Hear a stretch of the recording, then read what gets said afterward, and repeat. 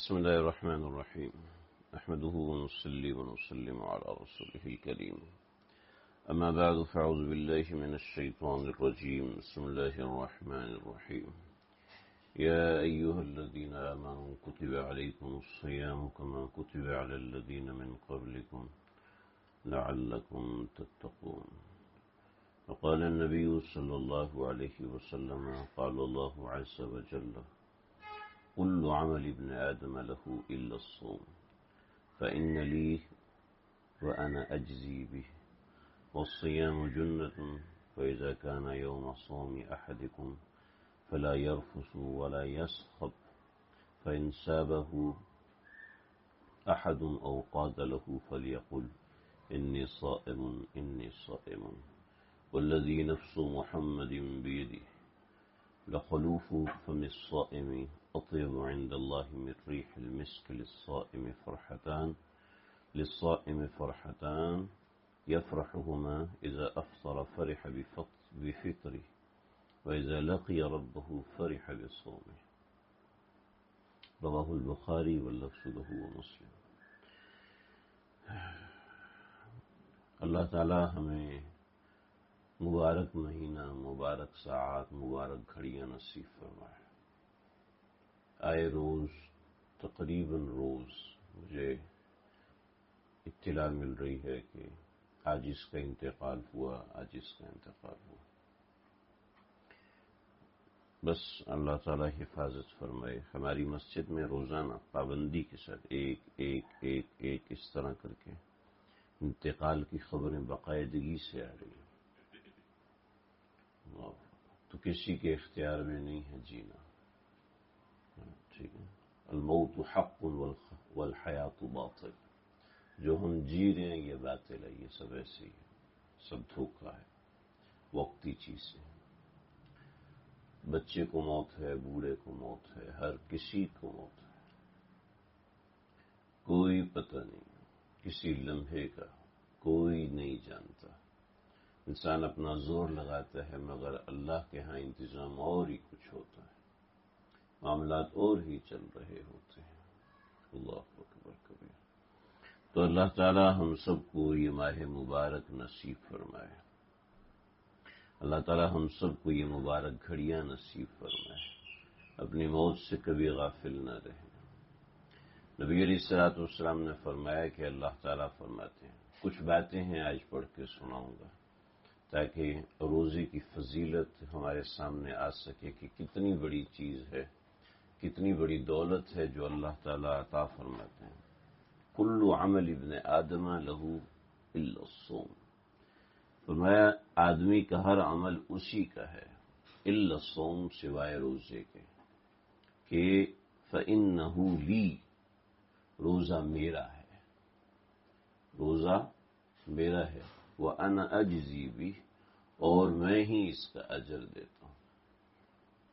چنانچہ اس سے بعض حضرات نے لکھا ہے اگر کسی کی کوئی حاجت ہے تو اس حاجت کے لیے روزے رکھنا شروع کر دے، اس لیے کہ فَإِنَّهُ لِي وَأَنَا أَجْزِي بِهِ، کہ اللہ بندے سے ڈائریکٹ ہو جاتے ہیں. وَاسْتَعِينُوا بِالصَّبْرِ وَالصَّلَاةِ، اللہ کہتے ہیں مجھ سے مدد مانگو. وَاسْتَعِينُوا بِالصَّبْرِ وَالصَّلَاةِ، صبر کا مطلب روزہ ہے. مجھ سے مدد مانگو روزے کے ذریعے سے. اگرچہ صبر کا مطلب صبر ہوتا ہے مگر یہاں بعض حضرات نے روزہ مراد لیا. کوئی حاجت ہے تو اللہ کے لیے روزہ رکھنا شروع کر دو اس حاجت کے لیے، اللہ اس حاجت کی روائی فرمائیں گے. اور پھر اس کے بعد ہے الصلاۃ. تو روزہ بڑی چیز ہے، اللہ کے لیے بھوکا پیاسا رہنا. یعنی روزہ تین چیزوں کا نام ہے، کھانے سے رکنا، پینے سے رکنا اور شہوتوں سے رکنا. ان تین چیزوں کا نام روزہ ہے. تو الصیام جنہ، اور روزہ ڈھال بن جاتا ہے. فإذا كان يوم صوم أحدكم، جب جس دن تم میں سے کسی کا روزہ ہو تو فلا يرفس، گالی گلوچ نہ کرے. ولا يسخب، اور کسی سے لڑائی نہ کرے، شور نہ کرے۔ فَإِنْ صَابَهُ أَحَدٌ أَوْ قَاتَلَهُ، کوئی اس سے لڑائی کرے تو فَلْيَقُلْ، یہ کہہ دے، اِنِّي صَائِمٌ اِنِّي صَائِمٌ، میں روزے سے ہوں، میں روزے سے۔ یعنی کوئی مقابلہ کرے تو جواب ہی نہ تھے، کہہ دے یار میں روزے سے ہوں بھائی، میرے منہ مت لوگوں۔ پھر فرمایا آگے کا ارشاد آگے سیڑھی بڑھ کر ہے، والذی نفس محمد بیدہ، اس ذات کی قسم جس کے قبضہ قدرت میں محمد کی جان ہے، لخلوف فم الصائم، جب روزے دار بھوکا رہتا ہے نا، جب روزے دار بھوکا رہتا ہے تو بھوک کی وجہ سے نا معدے سے ایک بھوک سی اٹھتی ہے، ایک ہیک سی اٹھتی ہے، تو یہ جو بدبو ہے لخلوف فم الصائم، روزے دار کے منہ کی بو، یہ اطیب عند اللہ من ریح المسک، یہ مشک سے زیادہ مزیدار ہے۔ میں اپنے حضرت کے پاس کام کیا کرتا تھا تو مسجد حفصہ میں پڑھتے تھے، تو ایک دن ایسا ہوا کہ مؤذن صاحب اذان دیا اور اس وقت ہماری آنکھ کھلی، بڑے پریشان ہوئے، بغیر سحری کے روزہ رکھا، اور وجہ یہ تھی کہ مسجد حفصہ میں بڑے نوازی آتے تھے، وہ بیٹھ جاتے، عشاء کے بعد تراویح 12، 1، 2 بج گئے، 3 بج گئے، نماز پڑھی اور لیٹے، اور جناب مؤذن صاحب نے اذان دی تو آنکھ کھلی۔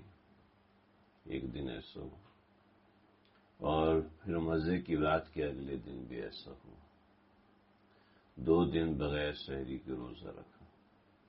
تو میں کچھ خطوط اپنے حضرت کو دکھا رہا تھا، تو میں تھوڑا سا نیچے اٹھے، کیا ہوا، خیریت ہے، طبیعت صحیح؟ میں نے کہا حضرت دوسرا دن ہے، سحری نہیں کر رہے ہیں، تو افطار میں زیادہ کھا نہیں سکتے کہ تراویح میں نیند آتی ہے، تو اس کی وجہ سے اسمیل اتنی زیادہ آ رہی ہے منہ سے کہ ایسا نہ ہو کہ پریشانی ہے۔ تو ہم لوگ تو صبح ناشتے کے اندر اتنا ٹھونس کے کھا لیتے ہیں سحری کے اندر کہ 2 ٹائم کا کھانا پکا ہو جاتا ہے، اور افطار کے اندر ماشاءاللہ اتنا کھاتے ہیں کہ وہ 4 ٹائم کا کھانا ہو جاتا ہے۔ ٹھیک ہے، بازار والے کہتے ہیں مسلمانوں کے کھانے پینے کا مہینہ آ گیا، ٹھیک ہے، سامان اسٹاک کر کے رکھو، کھانے پینے کا مہینہ ہے، اتنا ہم کھاتے ہیں رمضان کے مہینے۔ اللہ اکبر کبیرہ، اللہ اکبر۔ حالانکہ یہ لخلوف فم الصائم اطیب عند اللہ من ریح المسک، کہ بھوک کی وجہ سے جو منہ سے بدبو اٹھتی ہے وہ معدے سے اٹھتی ہے، معدہ خالی رہ کے اس کے اندر فاسٹنگ کر کے اس میں ایک سمیل پیدا ہو جاتی ہے، تو اس بو کو کہتے ہیں خلوف۔ یہ مطلب نہیں ہے کہ آپ برش ہی نہیں کرتے تو منہ کے اندر گندگی بھری ہوئی ہے، مسواک ہی نہیں کرتے کہ منہ میں گندگی بھری ہوئی ہے، تو لخلوف فم الصائم اطیب عند اللہ، یہ بدبو میں بتا رہا ہوں کہ وہ بدبو مجھے اچھی نہیں لگی، کہ مجھے پریشانی شروع ہوئی ہے، یہ اتنی بدبو آ رہی، میں کسی کے پاس بیٹھوں گا کتنا برا لگے گا، اور کیا ہے کہ اللہ کہتے ہیں کہ مجھے وہ بدبو مشک اور عنبر مشک سے زیادہ پسندیدہ ہے، یعنی روزے دار اللہ سے کتنا قریب ہو جاتا ہے، کہ اللہ کو روزے دار سے کتنا پیار ہو جاتا ہے، کتنی محبت ہونے لگتی ہے۔ اگر بچے سے بھی بدبو آ رہی ہو تو ماں اس سے پیار نہیں کرتی، بچے سے بدبو آ رہی ہو ماں کہتی چل بیٹا برش کر کے آؤ، بہت برے لگ رہے ہو۔ ماں سے زیادہ بچوں سے کون جوشیلی محبت کرے گا، لیکن ماں بھی بچے کے منہ کی بو کو پسند نہیں کر رہی، لیکن اللہ کیسا پیار کرتے ہیں کہ اس نے میری وجہ سے بھوکا رہا ہے، میری وجہ سے بھوکا رہا ہے، اور اللہ تعالیٰ اس بدبو سے اتنی پیار کر رہے ہیں، اتنی محبت فرما رہے ہیں، اتنا پیار ہے تو اس بندے سے کتنا پیار ہو جائے گا۔ بخاری کی روایت ہے، غلط ہو ہی نہیں سکتی، پوری امت متفق ہے کہ ٹھیک روایت ہے، سمجھ رہے جی۔ یہ نفلی روزے کی بات ہو رہی ہے، فرض روزے کی بات ہی نہیں ہو رہی۔ کوئی امیجن کر سکتا ہے، تصور کر سکتا ہے کہ اللہ کتنا پیار کرتے ہوں گے مجھ سے، آپ سے، کہ روزہ فرض کر کے اللہ نے امت پہ احسان فرمایا کہ روزے دار مجھے اتنا پیارا ہو جاتا ہے، مجھے روزے دار سے اتنی محبت ہو جاتی ہے۔ پھر اس سے اگلی بات، للصاحب فرحتان، روزے دار کو دو خوشیاں ملتی ہیں، فرحت عند الافطار یفرحهما اذا افطر فرح بفطره، جب وہ روزہ افطار کرتا ہے، جب روزہ افطار کرتا ہے نا تو اللہ کی رحمت متوجہ ہوتی ہے، تو اس رحمت کی توجہ سے انسان خوش ہو جاتا ہے، ایک بات۔ دوسری، وَإِذَا لَقِيَ رَبَّهُ فَرِحَ بِصَوْمِهِ، جب یہ اللہ سے ملے گا قیامت کے دن تو روزے کا اجر دیکھے گا تو خوش ہو جائے گا، ہے روزے کا اتنا بڑا اجر، ہوئے پتہ ہی نہیں تھا، میں تو ایسے ہی روزہ رکھ لیتا تھا، ایسے ہی روزہ رکھ لیتی تھی، لیکن روزے کا کتنا بڑا اجر ہے، اللہ اکبر کبیرہ، اللہ اکبر، اتنی بڑی چیز ہے، اللہ اکبر۔ حضرت سہل ابن سعد رضی اللہ تعالیٰ عنہ فرماتے ہیں کہ نبی علیہ الصلوۃ والسلام نے فرمایا، ان فی الجنت بابا، جنت کے اندر ایک دروازہ ہے، جنت میں ایک دروازہ، یقال له ریان، اس کا نام ریان ہے، یدخل منہ الصائمون یوم القیامہ، اور روزہ رکھنے والا قیامت کے دن اسی دروازے سے داخل ہوگا، اور لا يدخل منه احد غیرهم، روزے دار کے علاوہ کوئی اس میں سے داخل نہیں ہو سکے گا۔ یہ روزہ اللہ کو کتنا پسند ہے کہ روزے دار کے لیے انٹری الگ کر دی، کہ جتنے بھی روزے دار ہیں وہ اس جگہ سے ہیں، بزنس کلاس کی انٹری الگ ہوتی ہے نا، یہ روزے دار کی انٹری، فَإِذَا دَخَلُوا وَأُغْلِقَ فَلَمْ يَدْخُلُ مِنْهُ أَحَدٌ، کہ جب وہ داخل ہو جائیں گے تو کوئی بھی ان کے علاوہ داخل نہیں ہو۔ بخاری میں ہے، مسلم میں ہے، نسائی میں ہے، ترمذی میں ہے، اللہ اکبر۔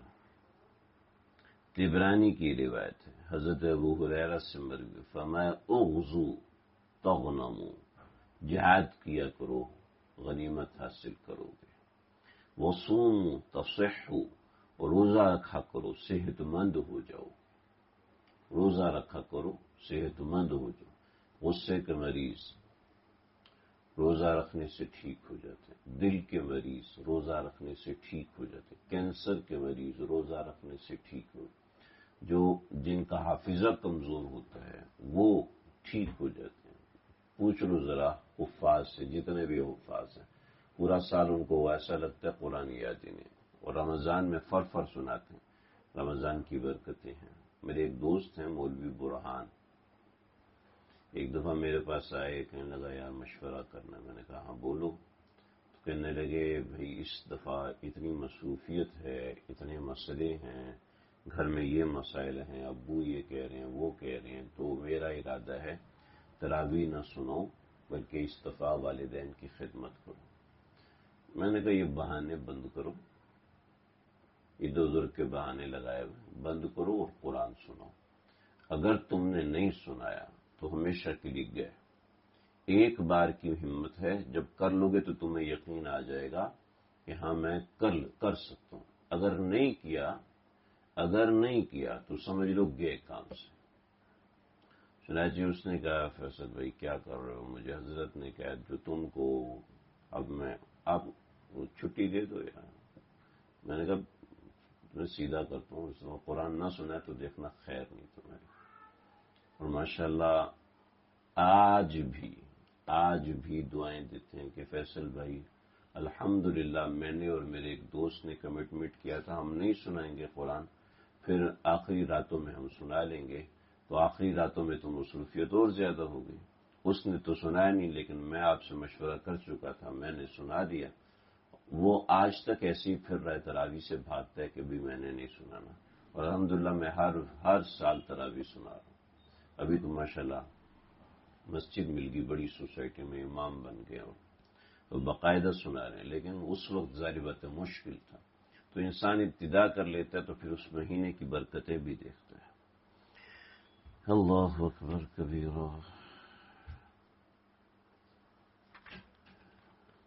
اللہ اکبر۔ من صام یوما، ابو یعلا کی روایت ہے، بہقی کی روایت، من صام یوما، جس شخص نے ایک دن کا روزہ رکھا، یہ نفل روزہ ہے، فرض روزے کی بات نہیں کر رہا۔ من صام یوما، جس کسی نے ایک دن کا روزہ، ابتغاء وجہ اللہ، اللہ کو خوش کرنے کے لیے، ابتغاء وجہ اللہ، نیتوں کی تصحیح ضروری ہے، نیت کی صحت بہت ضروری ہے کہ روزہ رکھے ابتغاء وجہ اللہ، بعدہ اللہ من جہنم، اللہ اس کا اور جہنم کا فاصلہ کر دیتے ہیں، کبعد غراب طارا، بعد غراب طارا، کہ ایک کوا اپنی پوری زندگی میں جتنی اڑان بھرتا ہے اتنی اڑان اللہ رب العزت اس کے اور جہنم کے درمیان فاصلہ کر دیتے ہیں۔ وہ فرخ حتی مات حرما، جب وہ بچہ ہوتا ہے یعنی پیدا ہوتا ہے اور یہاں تک کہ بوڑھا ہو کے وہ مر جاتا ہے۔ بعض حضرات نے کوے کی عمر 120 سال لکھی ہے، بعض حضرات نے 130 سال لکھی ہے، یعنی کوا جو ہے وہ اپنی زندگی میں بہت زیادہ اڑتا ہے۔ جو ایک روزہ رکھتا ہے اللہ اس کے اور جہنم کے درمیان اس کی اڑان کے بقدر فاصلہ لکھ دیتے ہیں کہ اتنا زیادہ، یعنی سینکڑوں کلومیٹر کا فاصلہ اس کے اور جہنم کے درمیان ہو جاتا ہے ایک روزے کی وجہ سے۔ جو 10 روزے رکھے، جو 50 رکھے، جو 100 رکھے، جو 200 رکھے، جو اس سے اوپر رکھے، اس کا تو مقام ہی ہو رہا، اس کا تو درجہ آگے سے بیٹھا، اس کا مقام اور اس کا درجہ ہی ہو رہا۔ تو روزہ یہ صرف نفلی روزے کی بات کرو، اور کوے کی عمر بہت زیادہ ہوتی ہے، 120 سال، 70 سال، 100 سال، مختلف حضرات نے مختلف لکھی ہے۔ طبرانی کی روایت ہے کہ حضرت ابو ہریرہ فرماتے ہیں کہ رسول اللہ صلی اللہ علیہ وسلم نے فرمایا، لو ان رجلا صام یوما تطوعا، ایک شخص ایک دن کا نفل روزہ رکھے، ایک دن کا نفل روزہ رکھے۔ ایک بندہ پیدا ہوتا ہے، اس کی اوسط عمر 60 سال ہے، اور وہ 10 سال کی عمر سے روزہ رکھنا شروع کرتا ہے، اور 60 سال یعنی 50 سال اس نے روزے رکھے۔ یہ 50 سال اس نے روزے رکھے کوئی دن چھوڑے بغیر، پورا سال اس نے روزہ رکھا، ٹھیک ہے۔ یہ ایک فرض روزے کا مقابلہ نہیں کر سکتے، ایک فرض روزے کا مقابلہ نہیں کر سکتے، مگر وہ جو ایک نفل روزہ ہے اس کا بتا رہے ہیں۔ لو ان رجلا صام یوما تطوعا، کسی شخص نے تطوعا روزہ رکھا یعنی نفلی روزہ رکھا، ثم اعطی ملء الارض ذهبا، اگر اس کو پوری زمین بھر کر سونا دے دیا جائے، لم یستوفی ثوابہ، تو تب بھی اس کا ثواب پورا نہیں ہوگا، اور یعنی اس کو قیامت تک زمین بھر کے سونا دیتے رہو، ٹھیک ہے، قیامت تک سونا بھر کے دیتے رہو، ایک روزے کا ثواب پورا نہیں ہوگا۔ وہ نفلی روزہ، فرض روزے کا اجر کتنا بھائی؟ طبرانی کی روایت حضرت ابو ہریرہ سے۔ اللہ اکبر، اللہ اکبر۔ حضرت عباس فرماتے ہیں کہ رسول اللہ صلی اللہ علیہ وسلم نے حضرت ابو موسیٰ کو ایک جماعت کا جو سمندر کے راستے سے جانی تھی امیر بنا کے بھیجا۔ جب اندھیری رات میں انہوں نے بادبان اٹھایا تو ان کے اوپر ایک آواز دینے والے نے آواز دی، آواز دینے والا نظر نہیں آ رہا تھا، مگر اس نے کہا کہ اے کشتی والو ٹھہرو، بلا شبہ اللہ نے ایک فیصلہ فرمایا ہے، میں تم کو وہ بتلاتا ہوں۔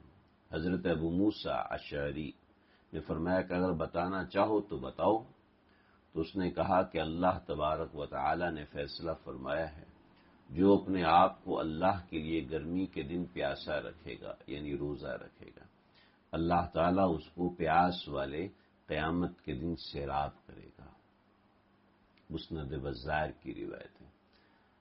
ابن ابی دنیا نے حضرت ابی موسیٰ سے روایت میں یوں فرمایا ہے کہ اللہ تعالیٰ نے اپنے اوپر واجب کیا ہے کہ وہ جو اپنے آپ کو گرمی کے دن اللہ کے لیے پیاسا رکھے، اللہ جل جلالہ کے ذمے ہے کہ قیامت کے دن اس کو سیراب کرے۔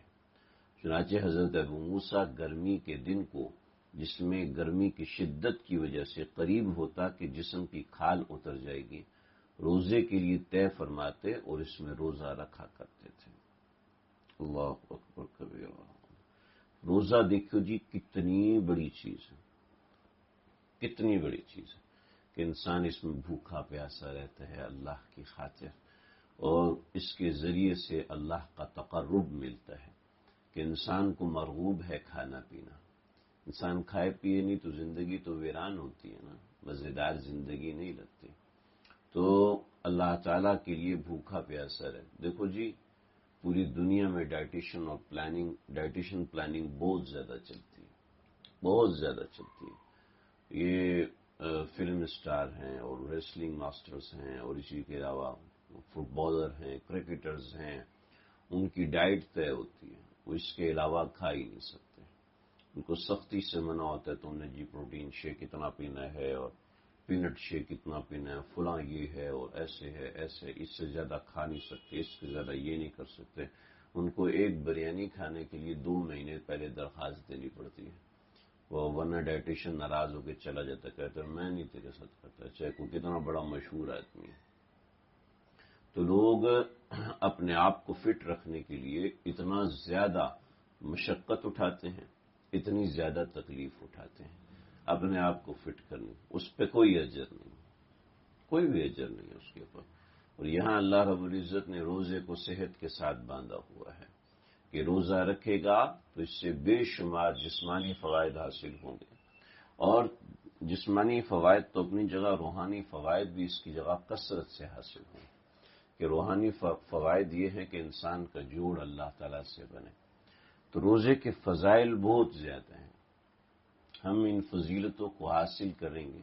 اور رمضان کا مہینہ اتنا ہے، اتنا بڑا ہے، یہ صرف نفلی روزے کی بات ہے، صرف نفلی روزے کی بات۔ فرض روزہ کا خود اجر سوچیں کہ کتنا بڑا ہوگا۔ اور جو رمضان کا روزہ، من صام رمضان ایمانا و احتسابا غفر له ما تقدم من ذنبه، یہ جو رمضان کا روزہ رکھے ایمان اور احتساب کے ساتھ، ایمان کے ساتھ بھی اور احتساب کے ساتھ بھی، غفر له ما تقدم من ذنبه، کہ اس نے جو پہلے گناہ کیے اللہ تعالیٰ اس کو معاف فرما دیتے ہیں۔ رمضان کی پہلی چیز، روزے کیسے رکھنے ہیں اس کو سمجھیں۔ پہلی چیز یہ ہے کہ تصحیح نیت، جتنی زیادہ نیت کو تصحیح کریں گے، ادھر آ جاؤ، کرسی پیچھے کر دیں۔ سب سے پہلی چیز ہے تصحیح نیت۔ تصحیح کا مطلب ہوتا ہے بار بار کرنا۔ تصحیح تفعیل تصریف کا مطلب ہے صرف یصرف تصریف کا مطلب ہے گھمانا۔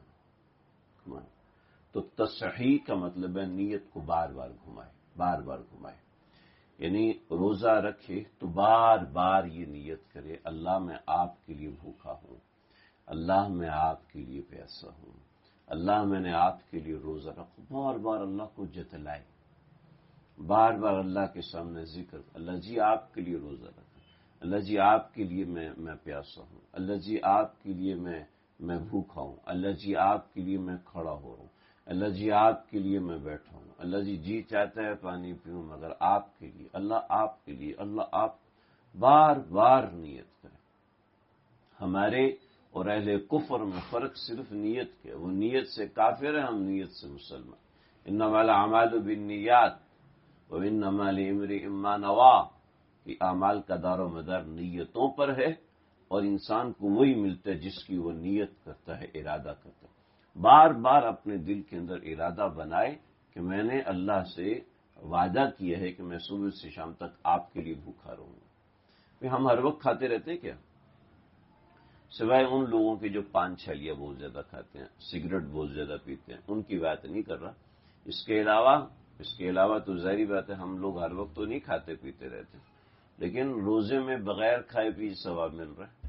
عام دنوں میں نہیں کھا رہے، کوئی اس وقت کوئی کھا رہا ہے کچھ بھی نہیں کھا رہا، لیکن کیا ہے اس وقت ثواب نہیں مل رہا بھوکا منہ روکنے کا، لیکن رمضان میں ثواب مل رہا ہوگا کہ آپ نے فرمایا تصحروا، سحری کرو، سحری کرنے کا حکم دیا، اور پھر کہا کہ افطار کا مطلب بتائیں کہ افطار کا مطلب منہ کھولنا، ابھی تک منہ بند تھا، افطار کا مطلب ہے منہ کھولنا، لہذا منہ کھولو، کیونکہ روزے میں ایک ترتیب سے تبدیلی آئی ہے۔ پہلے روزہ صبح شام کا روزہ ہوا کرتا تھا، یعنی رات کے وقت بھی آپ کچھ نہیں کھا سکتے تھے، افطار کیا سونے سے پہلے تک جتنا وقت ہے بس ہے، اس کے بعد آپ کھا نہیں سکتے تھے، یعنی آپ ایک دفعہ آنکھ لگ گئی آپ نہ کھا سکتے ہو نہ پی سکتے ہو۔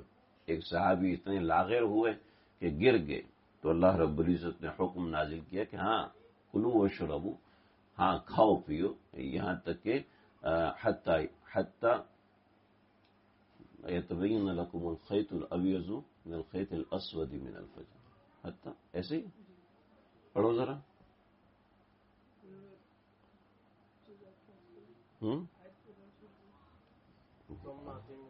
ثم اطیموا الصیام الی اللیل وانتم عاکفون فی المساجد، آگے پڑھ رہے ہو،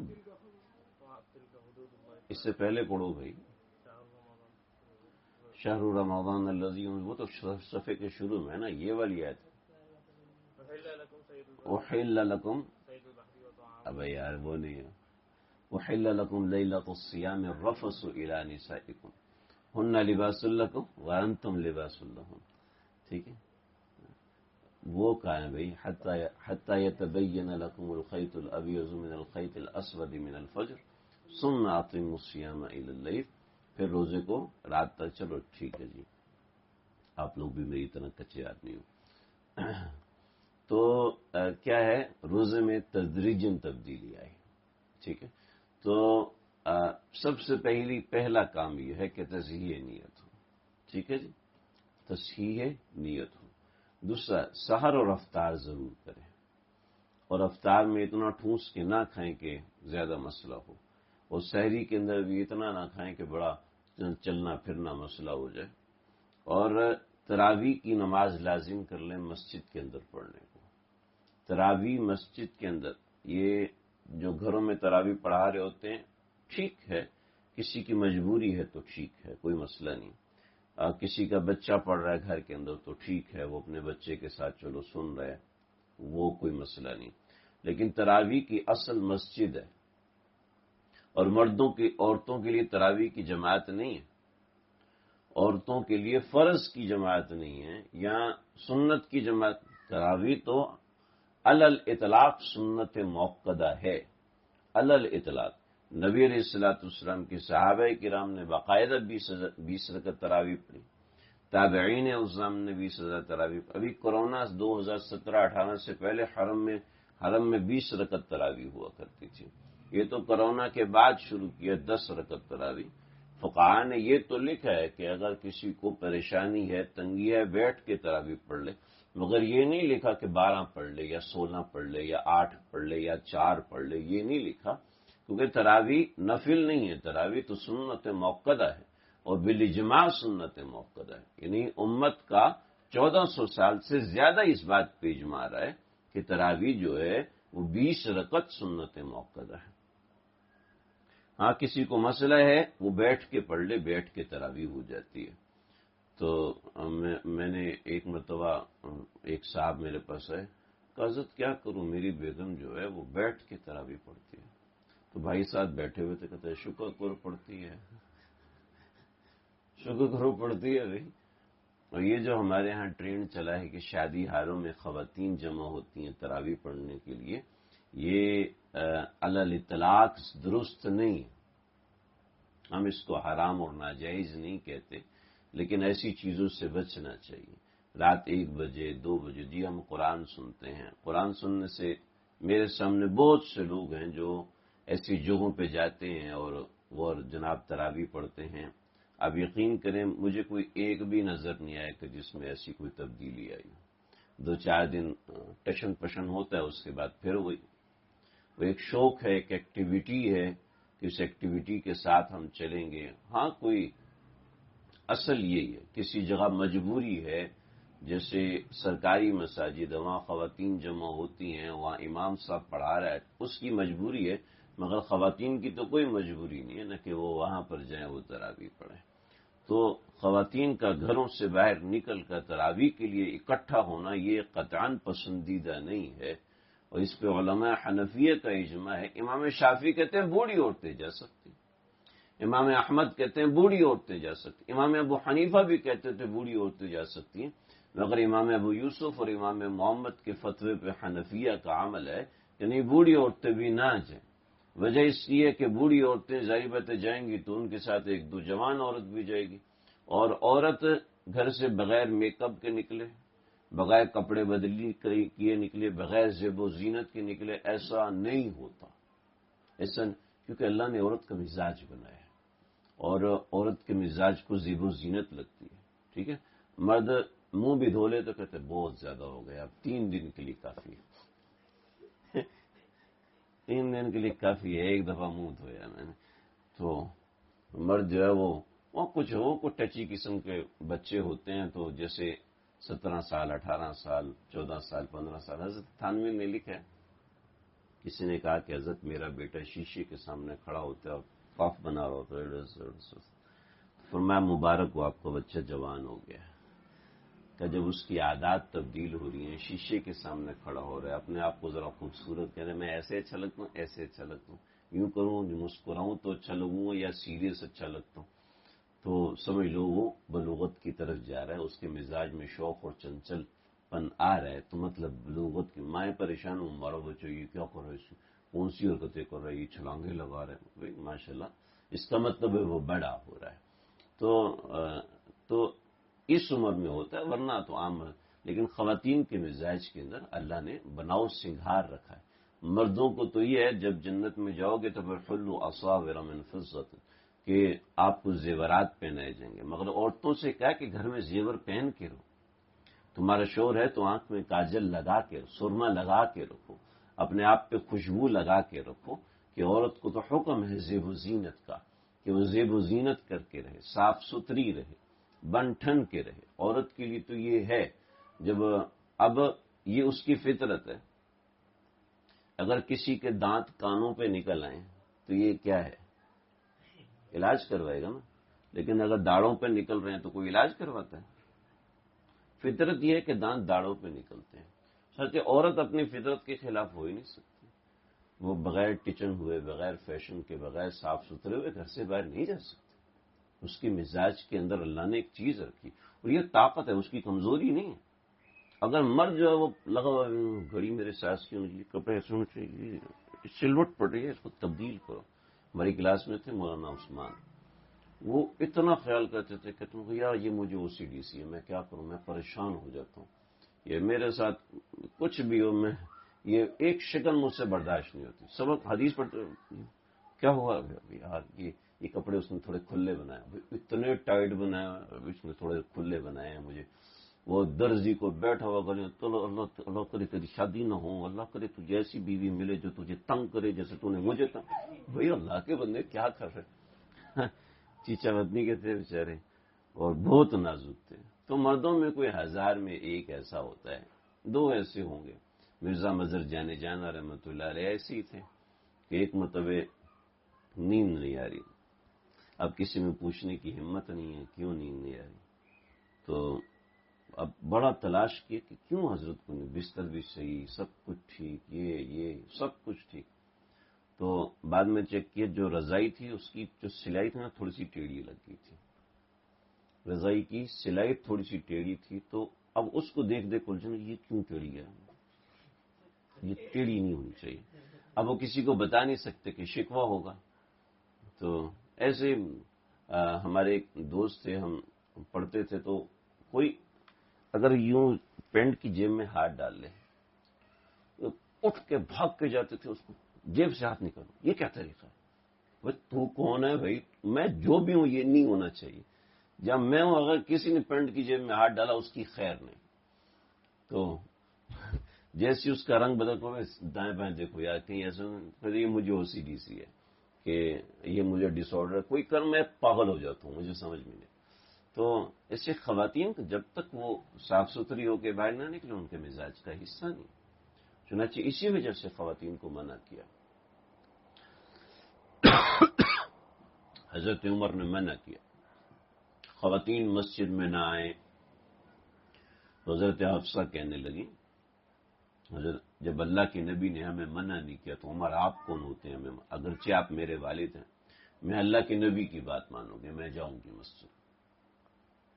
حضرت عمر نے کہا جو امہات المومنین میری بیٹی ہے لیکن اب میں تو کچھ نہیں کر سکتا. چنانچہ 2-3 دن کے بعد حضرت عمر نے پوچھا کہ حفصہ آپ مسجد میں نہیں ہیں؟ تو حفصہ فرمانے لگی کہ اب وہ زمانہ نہیں رہا کہ جب عورتیں گھر سے نکل کے مسجد جایا کریں. پھر حضرت عائشہ صدیقہ رضی اللہ تعالیٰ عنہا سے باقاعدہ فتویٰ لیا. حضرت عائشہ وہ عورت ہیں کہ ابو بکر خطبہ دے رہے ہوتے تھے تو ایک بات سنائی تو حضرت عائشہ اندر سے پرچی لکھ کے بھیجتی کہ آپ نے یہ بات اس طرح فرمائی جبکہ آقا نامدار فخر موجودات نے یہ بات اس طرح فرمائی. تو حضرت ابو بکر عرب ہوتے ہیں، عربوں کا مزاج ہماری طرح نہیں ہوتا. یہ جی آپ جیسے فرمائیں، آپ ہمارا رخسار حاضر ہے، جتنے چاہیں تھپڑ لگائیے، ہم اس تھپڑ مبارک پہ خوشی کا اظہار فرمائیں.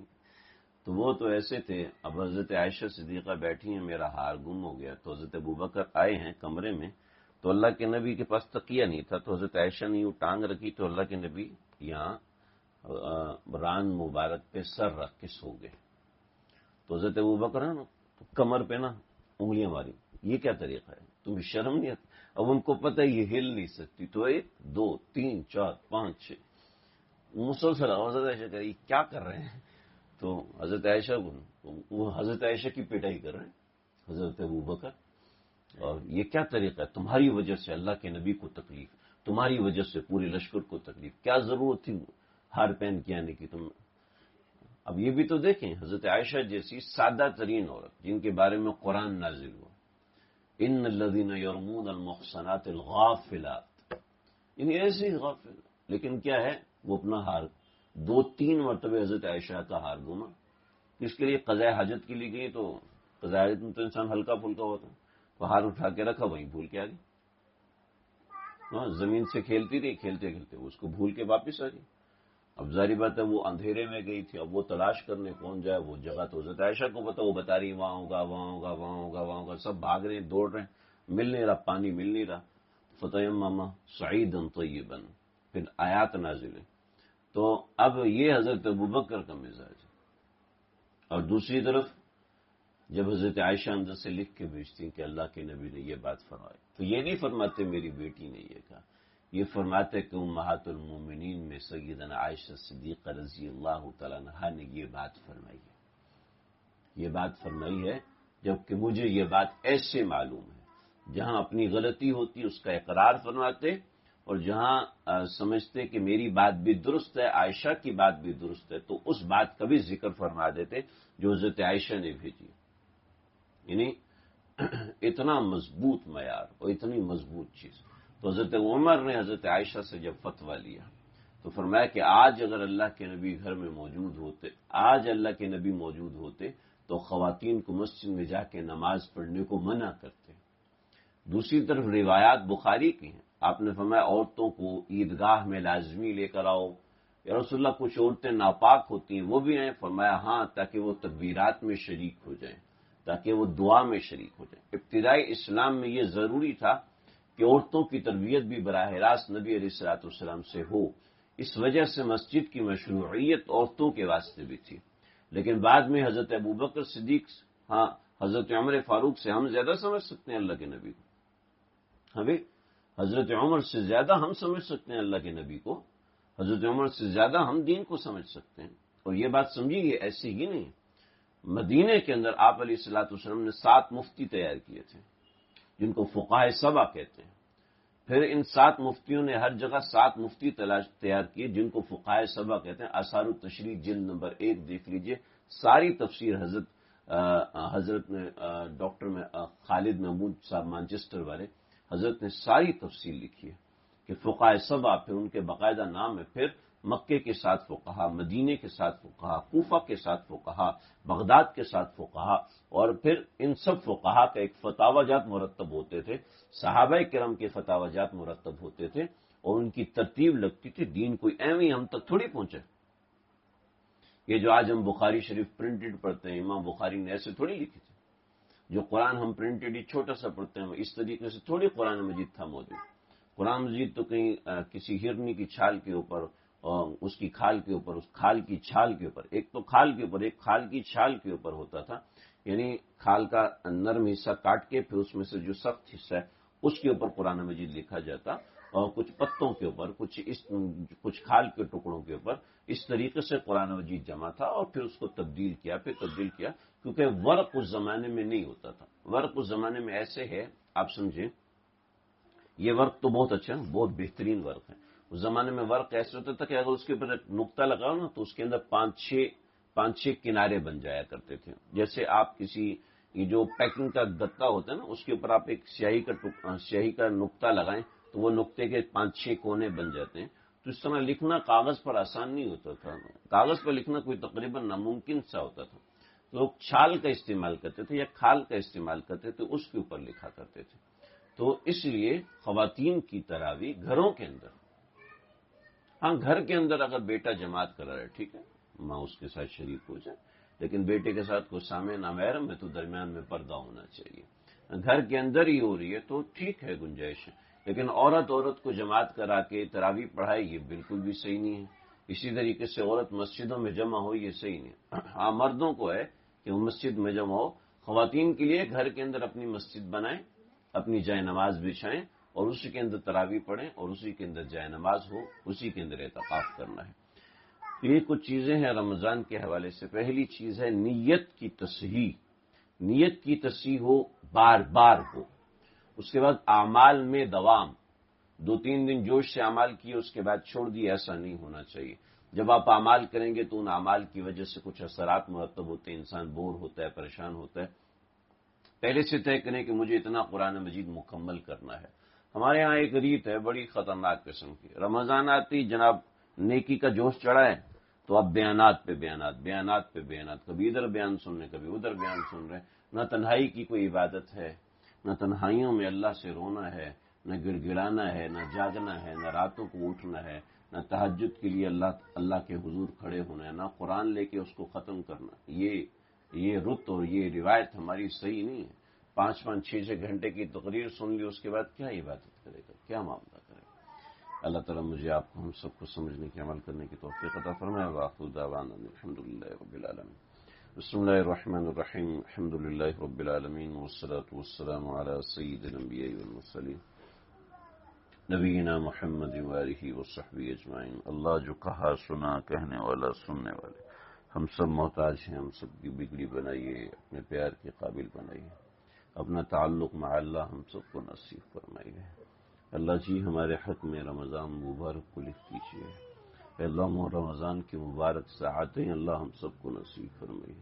اللہ خیر اور خیریت سے رمضان مبارک کی ساعتیں ہم سب کو مع صحت والعافیہ ہم سب کو نصیب فرمائیے.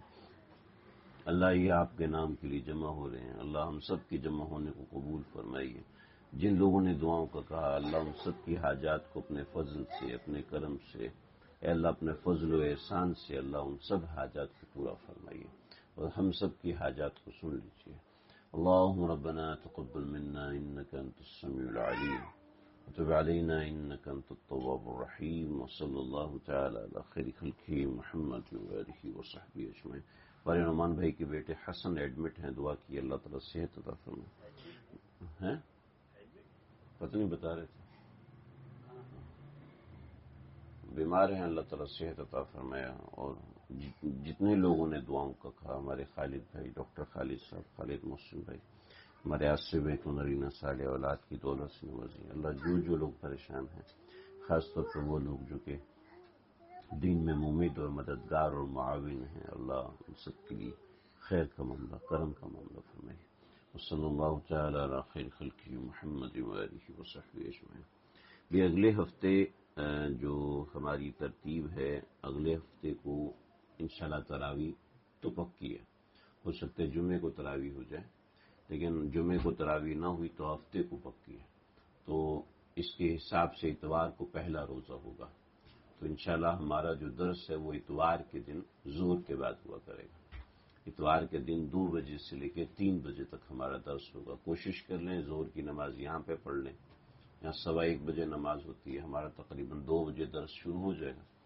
تو 2 سے لے کے 2:45 2:30 بجے آدھا گھنٹہ پونا گھنٹہ انشاءاللہ ہوگا.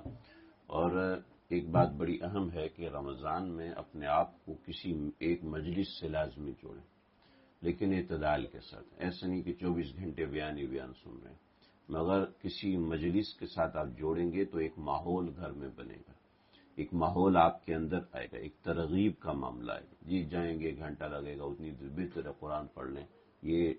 یہ نفس کے بہکاوے ہوتے ہیں، اس سے اپنے آپ کو بچانا چاہیے. السلام علیکم صلی اللہ تعالی علی خیر خلقہ.